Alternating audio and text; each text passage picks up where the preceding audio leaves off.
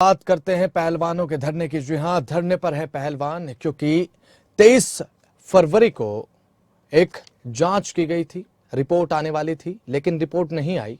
उसके बाद अब फिर से जो पहलवान हैं धरने पर लौट चुके हैं। राजधानी दिल्ली से बड़ी जानकारी दे दें आपको, जंतर मंतर पर एक बार फिर से खिलाड़ियों का प्रदर्शन देखने को मिला है। बृजभूषण शरण के खिलाफ शिकायत की गई थी, बृजभूषण शरण के खिलाफ कार्रवाई हो ये मांग की गई है। पुलिस ने अभी तक एफआईआर दर्ज नहीं की गई और ये बात कही गई है पहलवानों की तरफ से कि पुलिस ने अभी तक एफआईआर दर्ज नहीं की है।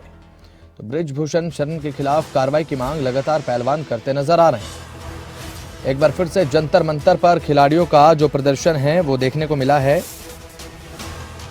23 फरवरी को आने वाली रिपोर्ट 23 अप्रैल को भी जारी नहीं की गई। उसके बाद पहलवान वापस लौट चुके हैं धरने पर। बताया जा रहा था कि 23 फरवरी को रिपोर्ट आएगी, लेकिन 23 अप्रैल हो गई है, रिपोर्ट नहीं आई। उसके बाद अब एक बार फिर से इतनी देरी होने के बाद एक बार फिर से पहलवानों को मजबूरन धरने पर लौटना पड़ा है। दिल्ली के जंतर मंतर पर खिलाड़ियों का धरना प्रदर्शन लगातार जारी। तो वहीं बृजभूषण शरण के खिलाफ शिकायत की गई थी।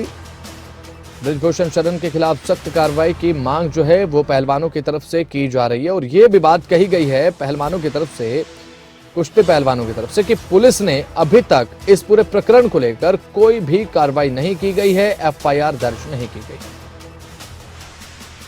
आप सभी को नमस्कार।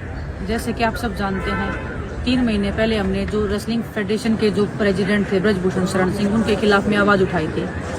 हमारे साथ में कुछ राजनीति हुई है, सरकार ने एक कमेटी बनाई थी और 4 हफ्ते का टाइम मांगा था, लेकिन 3 महीने हो गए हमें वेट करते हुए। हमारे साथ आज भी न्याय नहीं हुआ है।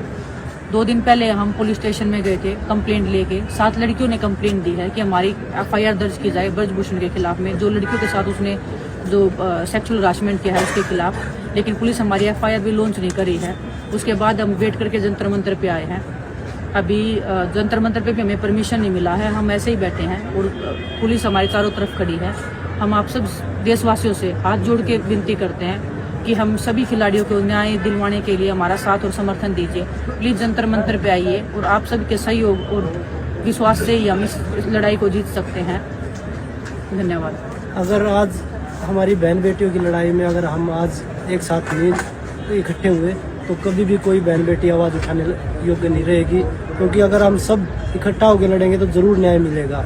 आज सभी बहन बेटियां यहाँ रोड पे बैठी हैं, तो आप सभी सहयोग करिए। हाँ जी, सच्चाई की लड़ाई है।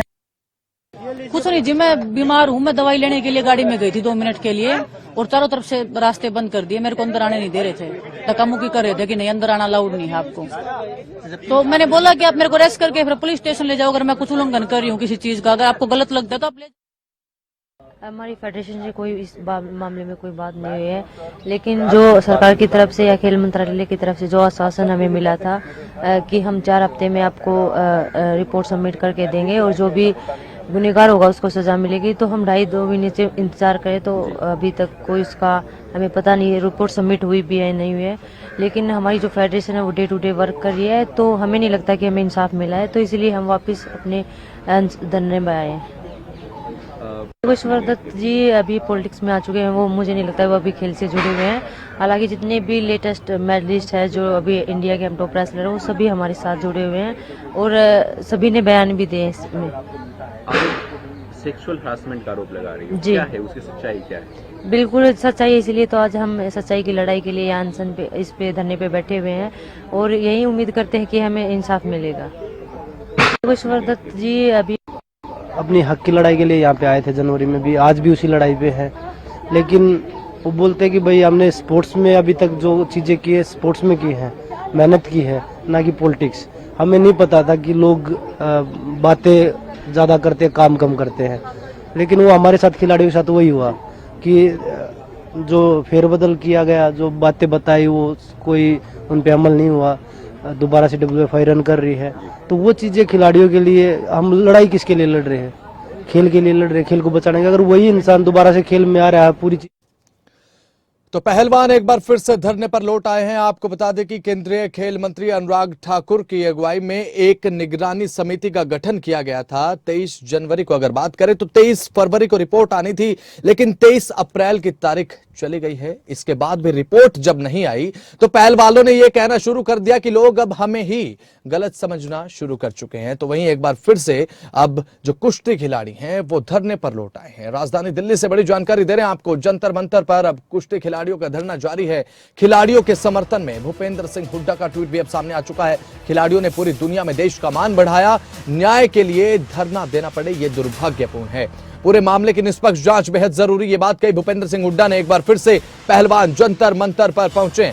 उनका आरोप है कि दिल्ली पुलिस उनकी शिकायत पर सिंह के खिलाफ केस दर्ज नहीं कर रही है, एफआईआर दर्ज नहीं की गई है। वहीं हरियाणा के पूर्व मुख्यमंत्री भूपेंद्र हुड्डा ने भी खिलाड़ियों के प्रदर्शन में शामिल होने की बात कही है। उन्होंने कहा कि वो समर्थन भी इस प्रदर्शन का करते हैं। जांच होनी चाहिए, निष्पक्ष जांच होनी चाहिए, खिलाड़ियों को न्याय मिलना चाहिए। अगर खिलाड़ियों को ही इस तरीके से प्रदर्शन करना पड़े तो दुर्भाग्यपूर्ण।